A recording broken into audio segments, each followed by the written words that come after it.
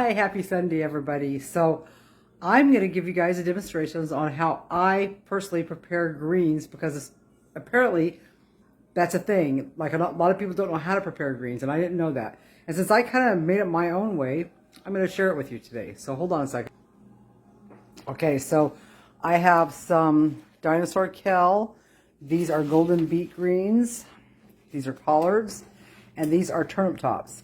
So I'm not going to show you me prepping all of this, because it's going to take me probably 45 minutes to get all this prepped.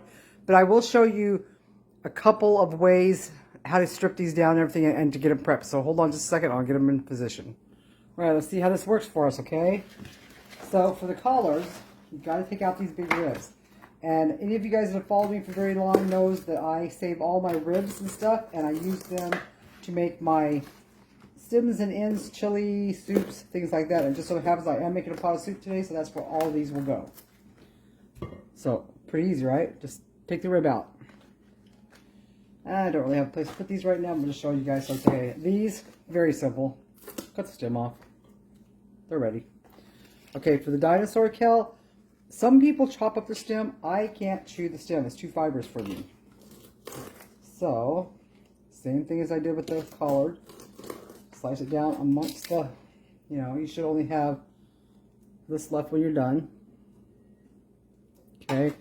And then the beet greens are just like the turnip tops. You're just going to, and they're prepped and ready. Okay, I'll be back after I've got all the greens prepped.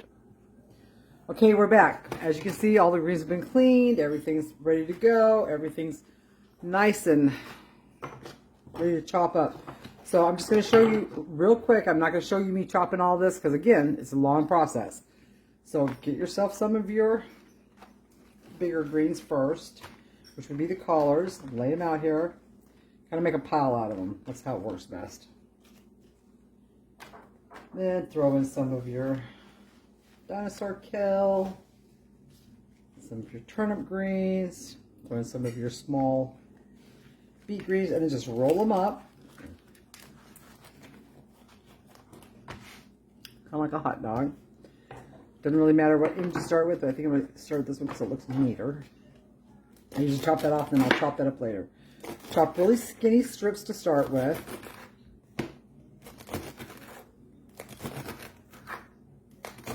And yes, you can use a bigger, sharper knife. This is just the one I use. I don't want to get no flack for it, so don't say nothing. Okay, so after you get them this way, I usually give a quick chop to the middle. Okay, and then they just go into a nice hot fry pan with some grease. Grease, that's what I mean. Okay, that's got some avocado oil. It's got some garlic, minced garlic, and it will have some faux bacon bits a little bit later and a little bit of salt. But for now, I'm going to get off here and I'm going to chop all this up real quick. Okay, so one of the things you're going to have to do, if you're like me and only have one big pan, is you're going to have to cook this in batches.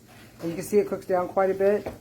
So this is going to fill this bowl up, and we still have another huge bowl to go, and I still have some more greens I'm chopping. So it is a little bit of work to get it started and going, but it's going to be so worth it to have all this stuff made up for the week. Okay, have you ever cooked the kombucha squash? We got two giant ones. We looked up a recipe on the internet. Basically, you just slice them into wedges. Put the oven on 400. You put a little olive oil on there. I have a spray bottle, so I sprayed a little on there. Put a little salt and pepper.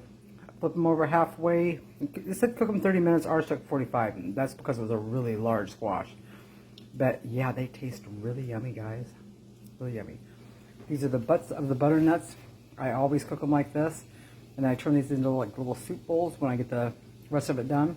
So those are done for this week. And the last of the greens are in the pan. Almost done. Alright, pretty much done with my prep for today. Got the squash prep. Got the greens all done. Ooh, that was a job. Very labor intensive, but so worth it. Good sized bowl of greens here. These should last us all week until it's time to refill up again.